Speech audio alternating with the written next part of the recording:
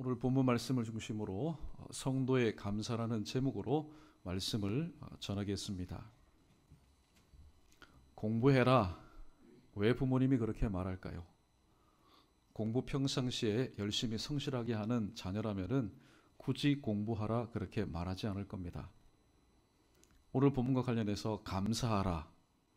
감사하지 않으니까 감사하라고 말씀하는 겁니다. 성경에 보면은 무엇을 해라 하지 않기 때문에 하라고 말씀하는 겁니다. 또 무엇을 하지 말라 자꾸만 하니까 하지 말라고 말씀하는 겁니다. 특별히 오늘 제목의 말씀처럼 성도의 감사, 이것은 하나님 앞에 올려드려야 될 저와 여러분 우리 모두의 감사할 일이 있으면 감사하고 또 없으면 하지 않는, 내가 생각했을 때에 선택의 의지가 있는 그런 것이 아니라 바로 범사에 좋은 일이 있든 그렇지 못한 일이 있든 간에 바로 영광 받으시고 또 감사의 이 모든 것을 받으실 하나님 앞에 올려드리는 것이 바로 우리의 감사의 생활인 것입니다. 그런데 감사하지 못하는 이유들이 참 많이 발견됩니다. 하나님은 우리로 하여금 감사라고 말씀하시는데 감사하지 못하는 이유가 내 바깥에 있는 것이 아니라 내 안에, 내 주변에 많이 널려 있다는 사실을 발견하게 됩니다. 먼저 비교하니까 감사할 수 없습니다. 하나님은 저 사람에게 많을 주시고 나에게는 적은 것을 주시니 비교하다 보니까 참 감사할 수가 없다. 때로는 자족하지 못하고 때로는 자만함으로 인해서 내게 입을 것과 먹을 것이 있은 줄 족한 줄 알라고 말씀했는데 자족하지 못하니까 하나님 앞에 감사하지 못합니다.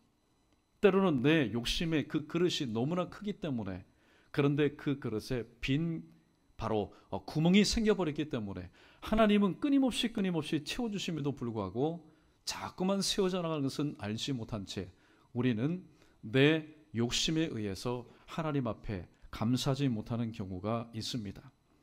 또 무엇보다도 착각 때문에 하나님 앞에 감사하지 못하는 경우가 참 많습니다. 왜냐하면 일구어 놓은 모든 것이 내가 일구어 놓았다, 자수성가했다라고 착각하기 때문에. 그런데 오늘 이 부분과 관련해서 성경에 보면은 신명기 8장 11절로 14절 상반절에 보면은 오늘 이런 말씀이 기록되어 있습니다. 내가 오늘 내게 명하는 여호와의 명령과 법도와 규례를 지키지 아니하고 내 하나님 여호와를 잊어버리지 않도록 삼갈지어다.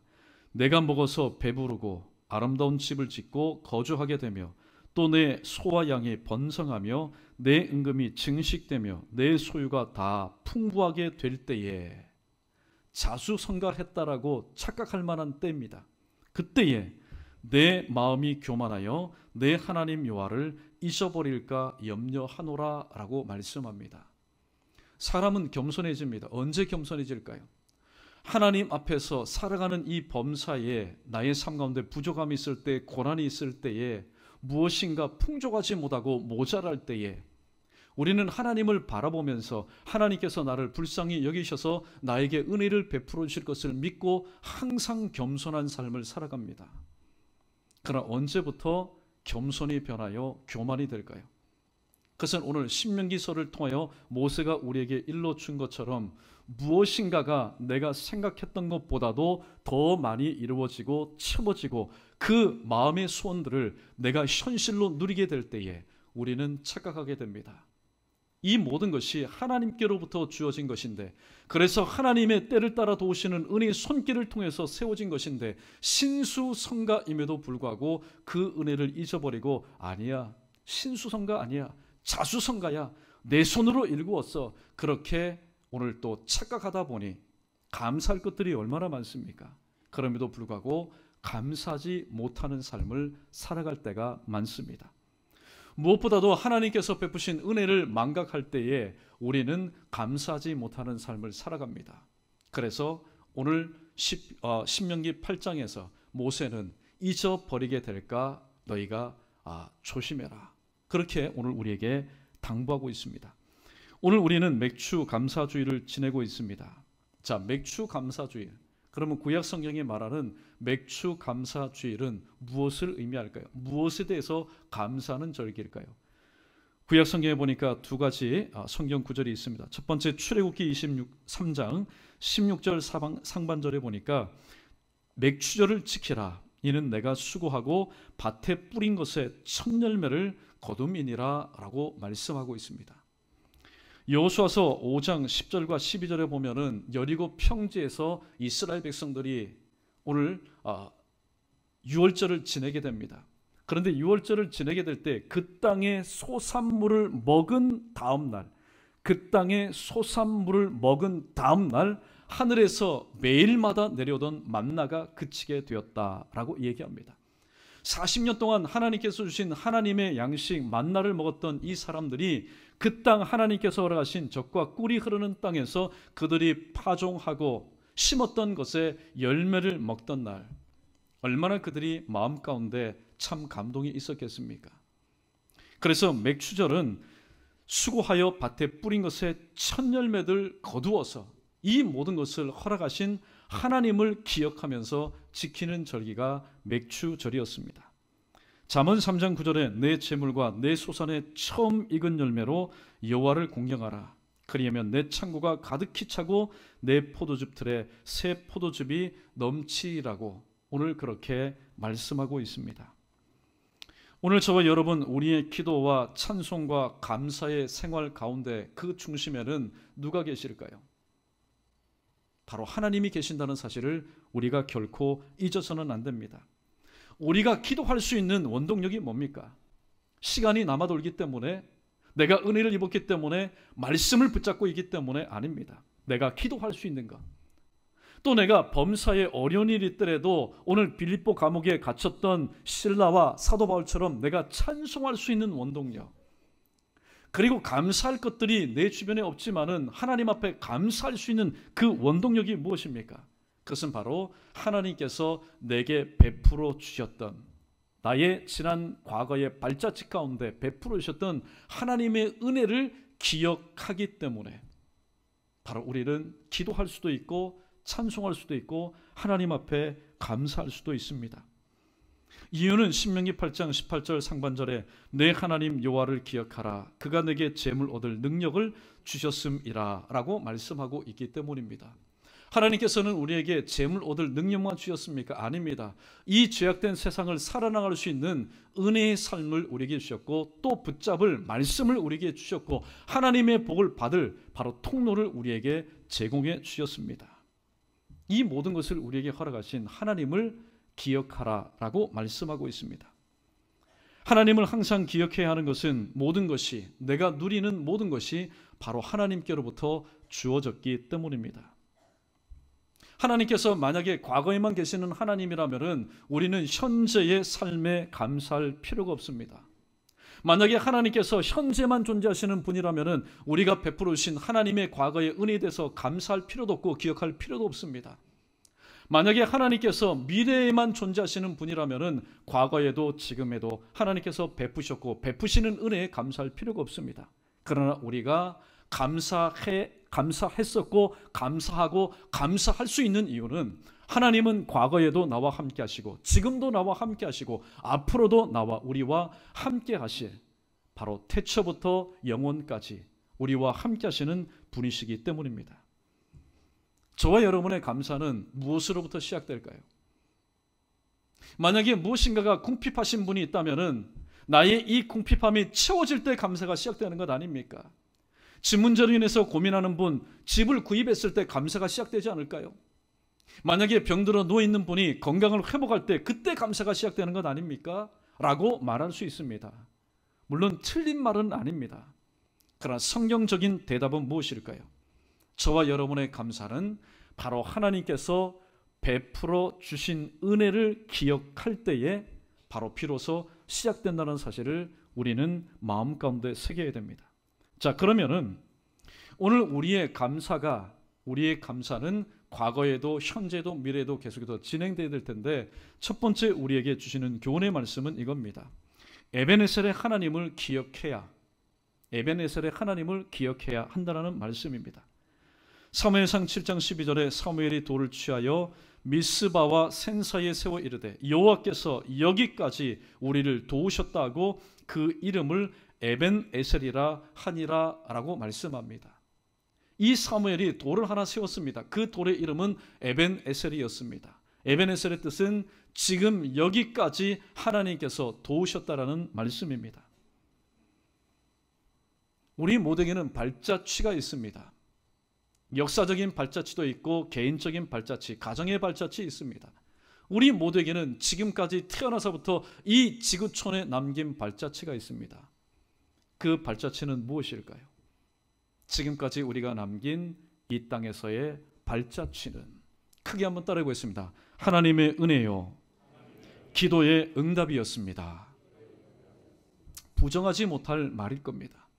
나의 지금까지의 발자취, 그 발자국 한 발자국 한 발자국 생겨볼 때에 오늘 그 말만 떠올라도 눈물이 핑 도는, 그리고 마음 가운데 먹먹하게 오는, 그래서 좀 이 발자국 다시는 되밟기를 원치 않는 그런 기억에서 지워버리고 싶은 발자국도 참 많을 겁니다. 그러나 그때만 생각하면은 괜시리 입술이 삐죽삐죽거립니다. 그리고 속에서 무엇인가가 감동이 되는 그런 과거의 발자취도 있을 겁니다. 이 모든 것은 범사에 일어난 저와 여러분, 우리의 남긴 발자국입니다. 때로는 거치는 돌을 만나서, 거치는 반석을 통하여서 오늘 깨어지고 피가 나고 아프고 고통스러운 인생의 삶을 산 적도 있습니다.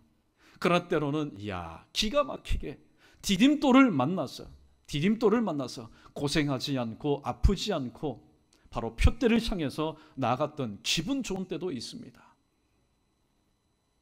그러나 로마서 8장 28절에 기록된 말씀처럼 하나님을 사랑하는 자, 곧 그 뜻대로 부르심을 입은 자들에게는 모든 것이 합력하여, 나는 기억에서 지워버리고 싶은 그 거치는 걸림돌조차도 하나님께서는 악을 선으로 갚으셔서 바로 하나님의 뜻을 이루어 나가셨다는 겁니다.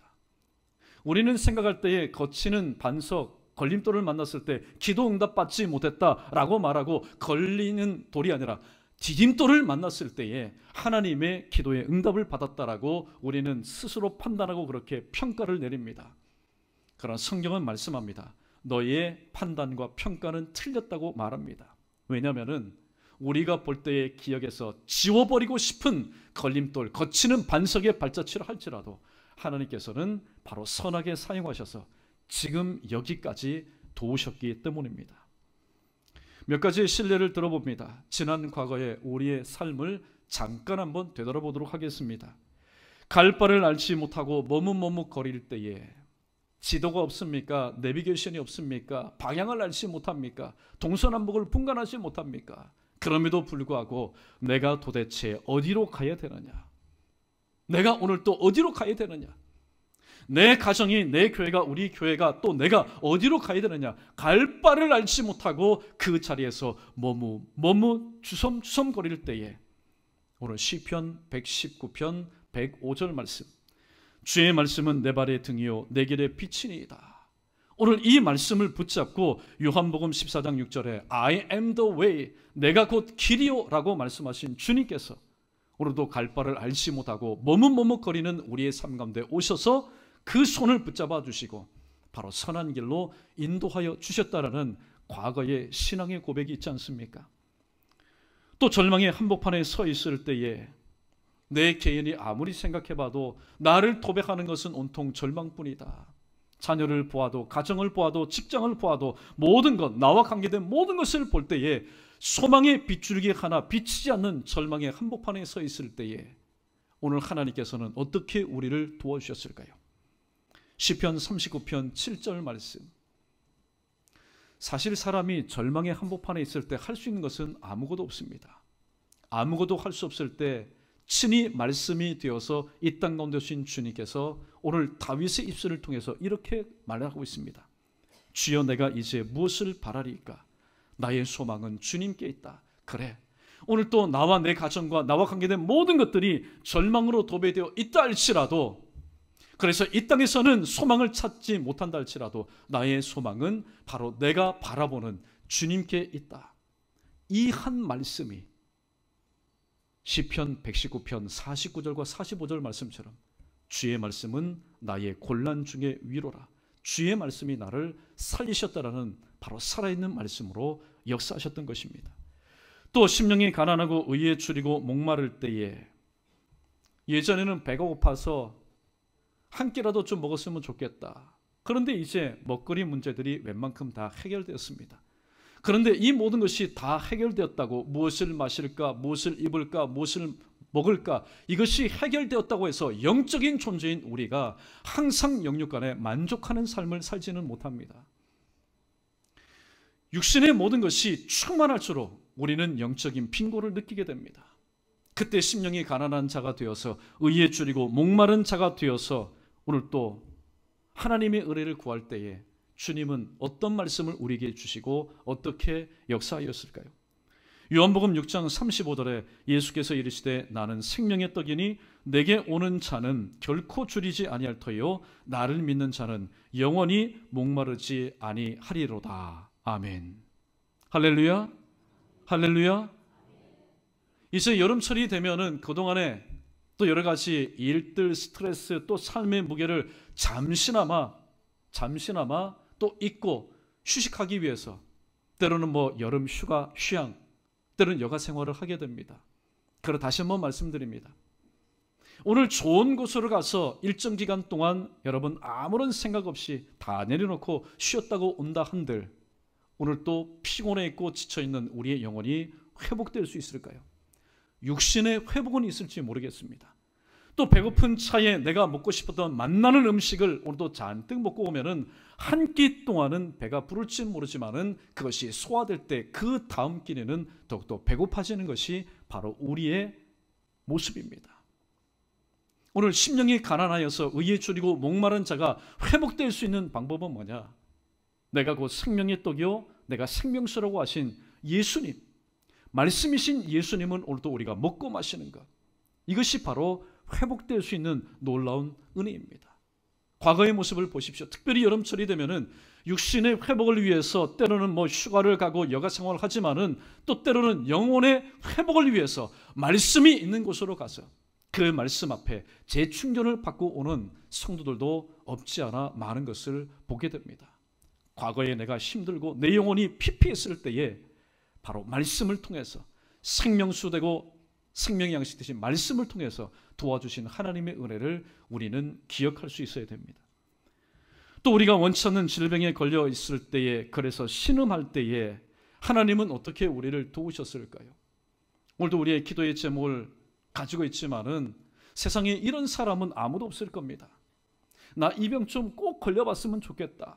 그래서 한 달 혹은 한 6개월 정도 오늘도 병상생활을 꼭 좀 해봤으면 좋겠다. 여러분 그런 사람 아무도 없을 겁니다. 만약에 돈을 주고 실험 대상으로 그런 삶을 한번 살아보십시오 해도 고개를 절레절레 저을 겁니다. 왜냐하면 병상 가운데의 삶이 또 아픔 가운데 그 고통이 얼마나 크고 작다라는 것을 우리는 이미 체험하였기 때문에. 그러나 그때그때마다 하나님은 우리에게 또한 어떤 말씀을 통하여서 우리를 치료하시고 치유하시고 회복시켜 주시고 우리를 고쳐주셨을까요? 저는 개인적으로 시편 41편 3절 말씀을 참 좋아합니다. 여호와께서 그를 병상에서 붙드시고 그가 누워있을 때마다 그의 병을 고쳐주시나이다. 할렐루야. 오늘 이 말씀을 붙잡고 우리가 기도해야 됩니다. 마가복음 16장 17절로 18절에 보면은 믿는 자에게는 이런 표적이 따르리니 내 이름으로, 주님의 이름으로 병든 사람에게 손을 얹은 즉 나으리라. 사실 목사는 의사가 아닙니다. 의학적인 지식 거의 없습니다. 전문가는 누굽니까? 의사입니다. 그럼에도 불구하고 오늘 이 모든 것이 죄로 인해서 육신의 연약함으로 인해서 파생된 질병일진데 히브리서 4장 12절 말씀, 하나님의 말씀은 살았고 운동력이 있어서 좌우의 어떤 날성검보다도 예리하여 혼과 영과 및 관절과 골수를 찔러 쪼기까지 하며 그 마음의 생각과 뜻을 판단한다, 감찰한다. 이 말씀을 믿고 오늘 또 병든 사람에게 예수님의 이름으로 손을 얹어서 기도할 때에 주님, 오늘도 병상 가운데 누워있는 이 환우에게 오셔서 누워있을 때마다 그의 병을 고쳐준다고 약속했으니 오늘도 그 약속의 말씀을 붙잡고 기도합니다. 여러분 병상 가운데 있을 때에 꼭 목사뿐만이 아니라 구역장뿐만이 아니라 장로님뿐만이 아니라 여러분들도 얼마든지 이 말씀을 붙잡고 그 환호를 위해서 믿음으로 예수님의 이름으로 여러분이 기도할 수 있습니다. 하나님은 우리에게 약을 주시지 않았습니다. 우리에게 신구약 말씀을 주셨습니다. 그러므로 그 말씀을 통하여서 붙잡고 기도할 때에 기도하는 마음으로 약도 복용하고 기도하는 마음으로 수도에 올라서 메시에 내 몸을 맡길 때에 하나님께서는 의술 좋은 사람의 의사의 손길을 통해서 혹은 약발이 좋은 그 약을 통해서 우리를 고쳐주시고 우리에게 은혜를 베풀어 주신 것이 아니라 먼저는 하나님께서 이 말씀을 붙잡고 기도할 때 내 믿음을 보시고 나를 고쳐주실 것이라는 믿음을 보시고 하나님께서 은혜 베푸셔서 오늘도 연약하고 병약하고 심약하고 유약했던 우리의 모습을 회복시켜 주셨다. 그렇게 하나님은 우리를 도와주셨다라는 사실을 우리는 분명히 기억할 수 있어야 됩니다. 또한 답답하고 막막할 때에 우리가 할 수 있는 것은 무엇입니까? 믿지 않는 사람들은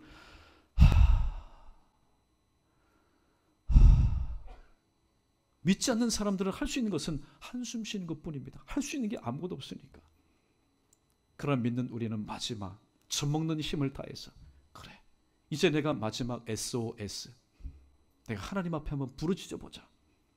하나님 앞에 부르짖을 때 하나님은 어떤 말씀을 통해서 우리를 도우셨고 주저앉았던 곳에서 다시 그 자리를 툴툴 털고 일어나게 하셨을까요? 하나님은 항상 말씀을 통해서 우리에게 도움을 주십니다. 이사야 58장 9절 상반절 말씀 우리 함께 읽어보겠습니다. 시작. 내가 부를 때에 나 여호와가 응답하겠고 내가 부르짖을 때에 내가 여기 있다 하리라. 아멘. 오늘 이 말씀은 목자와 양의 관계를 도입해서 말씀을 함께 묵상하면 참 큰 도움이 됩니다. 양이 오늘 일상생활을 하다가 기가 막힐 웅덩이와 수렁 가운데 빠져버렸습니다. 기가 막힐 웅덩이와 수렁 가운데 빠졌다는 것은 그저 한 발이 실족하여 그 진흙창에 빠진 게 아닙니다. 양의 특성상 기가 막힐 웅덩이와 수렁 동그랗게 돼 있지 않습니까? 거기에 눈은 하늘을 바라보며 등이 완전히 그 시궁창에 빠질 때 양이 할 수 있는 것은 정말로 아무것도 없습니다. 할 수 있는 것이 있다면 목 놓아 부르짖는 겁니다. 매 부르짖는 겁니다. 그때 목자가 다가옵니다. 이야, 살았다. 아닙니다. 목자가 다가와도 양은요 잘 알지 못합니다. 왜냐하면 양은 자체가 시력이 약하기 때문에 목자의 인도를 받을 때 목자를 바라보고 따라가는 것이 아니라 내 앞에 있는 양의 꽁무니를 바라보고 갈 정도로 시력이 약합니다. 그러면은 이 양이 그 심박수가 그 두근두근 거리는 그 심장이 언제 여러분 뚝다운이 되어서 평온함을 찾을까요? 목자가 아무리 그 구덩이 어슬렁거리고 두리번 해도요 양은 계속해서 어떻게 합니까? 불안합니다. 두렵습니다. 답답합니다. 갑갑합니다. 그러나 오늘 이사야 58장 9절 하반절에 기록된 말씀, 내가 여기 있다라는 목자의 음성을 들을 때에 비록 그 목자는 이 시력이 약한 양에게 보이지는 않지만은 오늘 또 보이는 것보다도 더 확실한 내가 평상시에 신뢰하고 나의 모든 것 되는 이 목자의 음성을 들을 때에 그 양이 평안함을 얻는 것처럼 지난 과거 저와 여러분의 삶을 한번 돌아보십시오. 어떤 공간 안에 닫혀있기 때문에 폐쇄공포증 때문에 답답한 것 아닙니다. 뻥 뚫린 그리고 풍광이 좋은 곳에 가도 왠지 모르게 내 마음이 답답하고 갑갑하고 컬컬하고 막막하여 부르짖을 때가 있지 않았습니까? 그때 여러분이 무엇을 통해서 회복이 되었습니까? 어떤 높은 산에 올라가서 시원하게 뚫린 그런 장소에서 여러분의 이 모든 것이 해결되었습니까? 저는요 하나님의 음성을 들을 때 어떤 음성? 물론 하나님은 우리가 듣는 이 데시벨을 통해서 말씀하지 않지만은 기록된 말씀을 통해서 내가 여기 있다라고 말씀을 주실 때 그래 그 말씀을 붙잡을 때에 다시 말씀드리면은 하나님이 오늘 또 내 안에 계실 때에 하나님이 계시지 않으면은 상황과 들리는 소리 소문 때문에 이 조그마한 심장이 쉴 새 없이 두근두근 두근두근 거릴 수밖에 없습니다. 그러나 나의 심장을 지으시고 모든 것을 주관하시는 하나님께서 말씀이 되어서 내 안에 들어오실 때에 두근거리는 심장도 하나님께서는 정상적으로 뛰게 하시고, 내 안에 있는 두려움과 염려, 근심, 걱정이 오늘 또 평강을 주시는 하나님께서 내 안에 계실 때에 그 하나님과 도무지 함께할 수 없어서 다 떠나가는 그런 귀한 은혜를 우리가 체험하지 않았습니까? 우리 모두는 하나님의 은혜를 받은 자입니다. 은혜를 받지 못했다고 발뺌할 수가 없습니다. 그런데 배은망덕한 삶을 사는 경우도 없지 않아 있습니다. 누가복음 17장에 보면은 나병 걸렸다가 예수님을 통하여서 병 고침 받았지만은 오늘 또 주님 앞에 감사치 않고 일상생활로 돌아갔던 바로 9명의 사람들처럼 하나님 베푸신 은혜를 우리는 배은망덕해서는 안 됩니다. 배은망덕이 뭡니까? 바로 은혜를 버리고 바로 덕을 잊어버리는 겁니다. 그러므로 저와 여러분, 우리 모두는 지금까지 또 하나님께서 베푸신 은혜의 삶을 살았습니다. 물론 감사할 생활보다는 감사치 못할 삶들이 더욱더 많았음을 부정할 수 없습니다. 그러나 99가지 감사치 못할 일이 있다 할지라도 단 한 가지의 감사, 그 살아있는 감사, 그 믿음을 통해서 하나님은 지난 과거에 99가지의 감사치 못할 우리의 모든 삶을 덮어주시고, 그 감사할 수 있는 한 가지의 그 믿음을 보시고 지금 여기까지 도우셨다는 사실을 다시 한번 명심하시면서 우리 모든 삶 가운데 항상 에벤에셀의 하나님, 지금 여기까지 도우신 하나님의 은혜를 기억하며 풍성한 감사 가운데 다시 한번 동참할 수 있는 저와 여러분, 우리 모두 되기를 주님의 이름으로 축원합니다. 두 번째는 임마누엘의 하나님을 기억해야 합니다. 마태복음 1장 23절에 보라, 처녀가 잉태하여 아들을 낳을 것이요 그의 이름은 임마누엘이라 하리라. 임마누엘은 하나님이 함께 가신다는 바로 뜻입니다.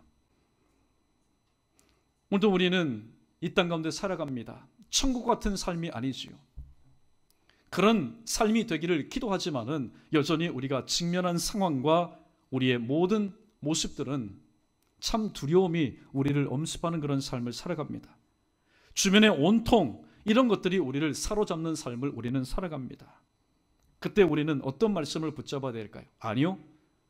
오늘 두려움 가운데 살아가는 우리에게 하나님은 어떤 말씀을 주셔서 우리로 하여금 용기를 내게 하시고 위로를 받게 하시고 다시 한번 힘을 내도록 하실까요?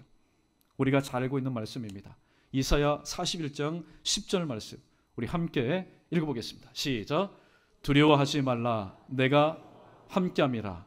놀라지 말라, 나는 내 하나님이 됨이니라. 내가 너를 굳세게 하리라.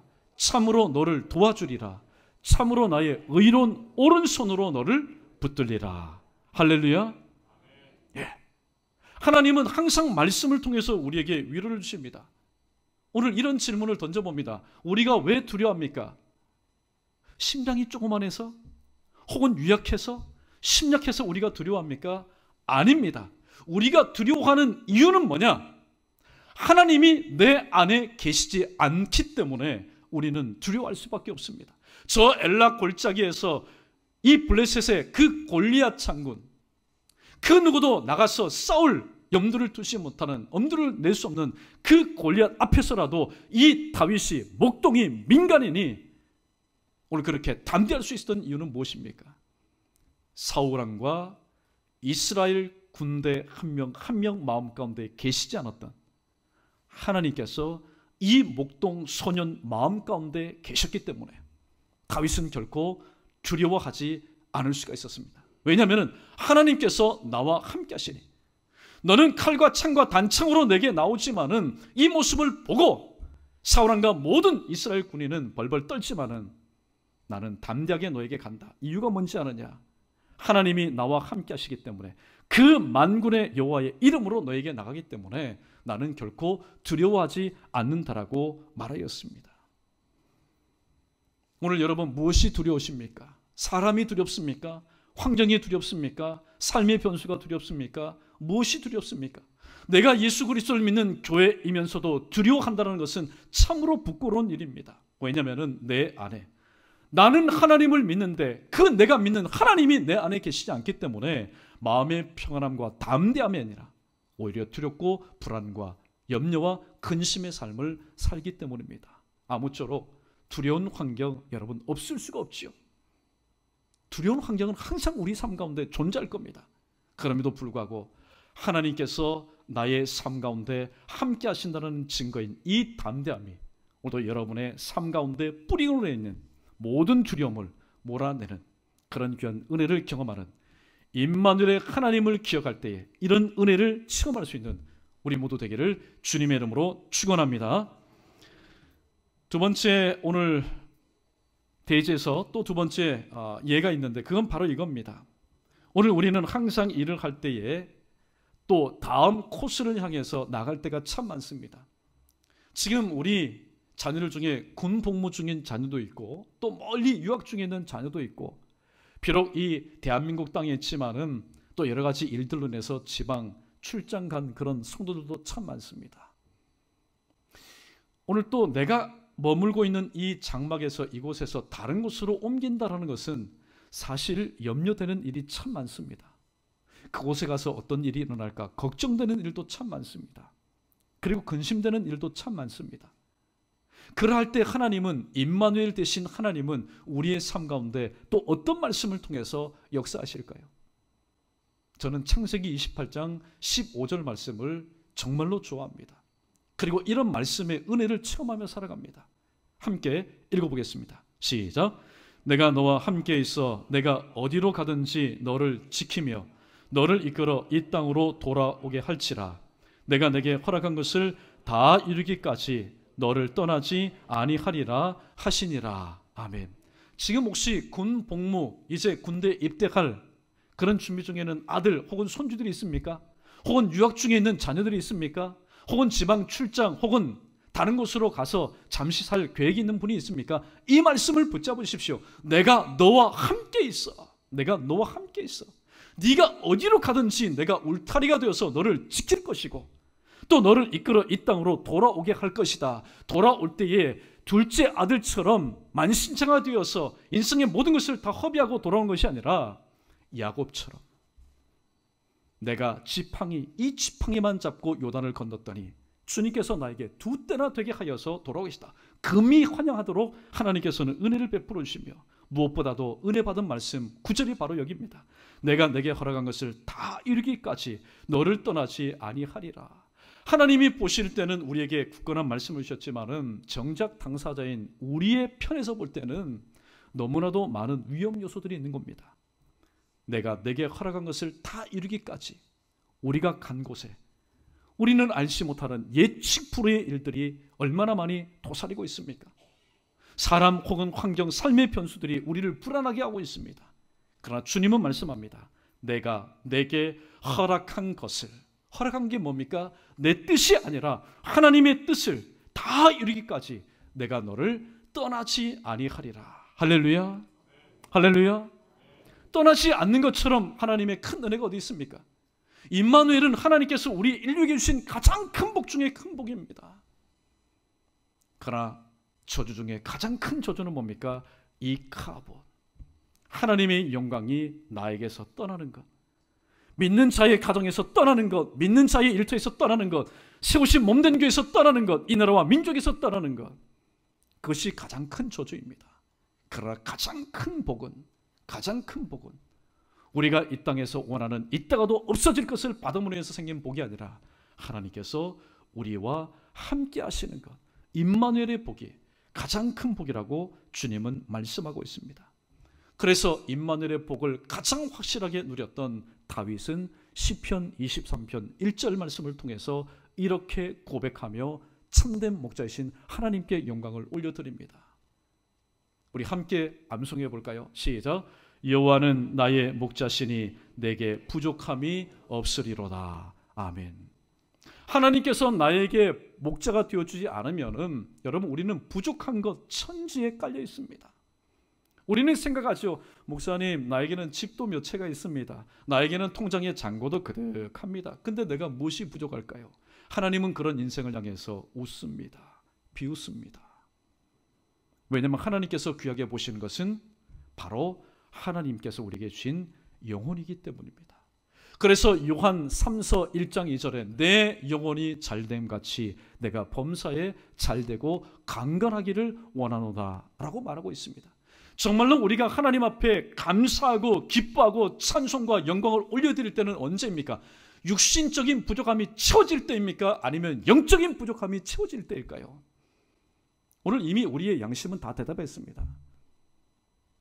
바로 나의 영혼의 부족함이 채워질 때 그 기쁨은 육적으로 부족한 것이 채워질 때보다 더 승하다는 것을 우리는 알고 있습니다. 임마누엘의 하나님을 기억하라고 주님은 말씀합니다. 임마누엘의 하나님을 기억하는 사람은 또 마지막 세 번째 대지처럼 이러한 하나님을 기억할 수 있습니다. 바로 이레의 하나님을 기억해야 됩니다. 창세기 22장 14절에 보면은 아브라함이 그 땅의 이름을 여호와 이레라 하였으므로 오늘날까지 사람들이 이르기를 여호와의 산에서 준비되리라 하더라 라고 말하고 있습니다. 바로 이삭을 하나님께서 원하셨을 때에 그의 믿음을 보시고 바로 뿌리 수풀에 걸린 순양을 대신하여 드렸을 때에 이 아브라함의 고백이었습니다. 살다 보면은 이런 환경 가운데 놓일 때가 참 많습니다. 내가 지금 서 있는 위치가 낭떠러집니다. 근데 하나님은 나의 이 몸의 방향을 낭떠러지 저 반대편이 아니라 낭떠러지 앞으로 항상 세워두시고 나로 하여금 가라고 말씀합니다. 그때 우리에게 필요한 것은 무엇일까요? 지금까지 도우신 하나님, 에베네셀의 하나님의 은혜를 우리가 기억한다면 지금 낭떠러지 가운데 세워주신 임마누엘의 하나님을 우리가 기억할 수 있어야 됩니다. 임마누엘의 하나님, 지금까지 나를 도우셔서 비록 낭떠러지 가운데 서 있다 할지라도 이 하나님은 지금 내 눈에 보이지 않는 그 길 가운데도 분명히 하나님께서 이레의 하나님의 은혜를 베풀어 주실 것이라는 소망을 우리는 품을 수 있어야 됩니다. 참 놀라운 사실은요, 지금 낭떠러집니다. 앞에는 길이 없습니다. 그런데 말씀대로 마태복음 7장 7절 말씀대로 믿음으로 구하고 믿음으로 찾고 믿음으로 두드리고 또 믿음으로 기다릴 때에 하나님은 우리의 삶 가운데 어떠한 길을 내어주신지 아십니까? 하나님은 내 발 사이즈, 내 보폭을 얼마나 그렇게 정확하게 아신지 모릅니다. 디뎌도 실족하지 않는 사이즈, 든든한 영적인 보이지 않는 디딤돌을 나의 삶 가운데 허락해 주셔서 바로 하나님의 그 뜻을 이루게 하시되 소원의 항구로 우리를 인도하시고 표대를 향하여 나갈 수 있도록 우리에게 은혜를 베풀어 주시는 하나님이시라고 말씀하고 있습니다. 하나님은 이미 다 알고 계시는 분입니다. 마태복음 6장 32절에 이 모든 것이 너에게 있어야 할 줄을 하나님은 아신다. 하나님께서 이래 하나님이신 이유는 바로 여기에 있습니다. 나의 모든 것을 다 알고 계시는 분이시기 때문에. 어느 농부가 기도합니다. 하나님 앞에 기도합니다. 농부니까 농사에 대한 기도를 했겠죠. 하나님, 지금 씨를 뿌립니다. 적당한 때에 햇빛을 주십시오. 적당한 때에 이른 비와 늦은 비를 주십시오. 또 이 모든 것이 잘 마를 수 있도록 적당한 때에 바람을 주십시오. 하나님께서는 다 주셨습니다. 그런데 막상 추수할 때 보니까 이 농부가 깜짝 놀라는 겁니다. 왜 놀랐을까요? 털어보니까 알곡이 하나도 나오지 않습니다. 하나님 앞에 불평하며 원망합니다. 하나님, 왜 저에게 알곡을 주지 않습니까? 하나님이 이렇게 말씀합니다. 네가 언제 나에게 알곡을 구했느냐? 네가 나에게 햇빛을 구하고 이른 비와 늦은 비를 구하고 바람을 구했지 알곡은 구하지 아니하지 않느냐? 우리의 기도, 구체적으로 하는 기도 참 중요합니다. 그러나 우리의 기도에는 항상 하나님께서 예비하신 것보다 모자라는 것들이 있고 실수하는 것들이 있고 빼먹을 수 있는 것들이 있기 때문에 우리는 하나님 앞에 이렇게 기도하는 것이 가장 성경적이고 안정적인 기도입니다. 우리 한번 따라해 볼까요? 예비하시는 하나님, 준비하여 주실 줄 믿습니다. 혹시 여러분 중에 배우자를 놓고 기도하는 그런 분이 있습니까? 하나님, 저의 배우자는요, 키가요, 이 정도 되었으면 좋겠습니다. 또 코는요, 이렇게 생겼으면 좋겠습니다. 이왕이면 집도 가지고 있는 사람이면 좋겠습니다. 그러나 여러분, 만약에 우리가 구하는 것 가운데 빠진 것이 있다면, 만약에 이 모든 것을 다 갖추었는데 그가 믿음이 없는 사람이라면 어떻게 하시겠습니까? 그러나 하나님은요, 우리가 구하고 구하지 않는 모든 것을 다 알고 계시는 분이시기 때문에 우리가 이레의 하나님을 우리가 믿는다면은 하나님 준비하여 두신 줄로 믿고 예비하여 두신 줄로 믿습니다. 오늘도 그 믿음을 통해서 응답받을 수 있도록 도와주십시오. 어떻게 보면은 이 모든 것이 구체적이지는 않지만은 하나님께서 언제 들어도 기뻐하실 가장 성경적인 기도의 내용인 것입니다. 말씀을 정리하도록 하겠습니다. 프랑스의 철학자 데카르트는 철학의 제1명제를 이렇게 말하였습니다. 코기토 에르고 줌. 나는 생각한다, 고로 나는 존재한다. 여러분은 존재하는데 그 존재하는 이유가 무엇입니까? 무엇 때문에 여러분 존재하십니까? 오늘 성경은 본문과 관련해서 그라치오 에르고 줌. 나는 감사한다, 고로 나는 존재한다 라고 오늘 말씀을 맺고 있습니다. 갈라디아서 6장 9절에 우리가 선을 행할 때 낙심하지 말지니 포기하지 아니하면은 때가 이름에 거두리라 말씀하고 있습니다. 지금까지 여러분이 감사의 씨앗들, 또 말씀의 씨앗, 믿음의 씨앗들을 뿌렸다면은 여러분의 눈물을 통하여서, 여러분의 눈물의 수분을 통하여서 뿌린 씨앗들이 메마르지 않고 하나님의 때에 응답받되 지금 여기까지 도우신 에베네셀의 하나님, 그리고 지금도 나와 함께 하시는 임마누엘의 하나님, 그리고 앞으로 모든 것을 예비하여 주시는 이레의 하나님의 그 은혜를 기억하시면서 지금까지도 여러분 잘하셨지만은 앞으로 더욱더 풍성한 감사를 통하여서 여러분의 삶이 영육간에 더욱더 풍요로워지는 그런 귀한 은혜를 경험하는, 그래서 이 모든 것을 내게 우리에게 허락하신 하나님께 큰 영광 올려드리는 우리 모두 되기를 주님의 이름으로 축원합니다.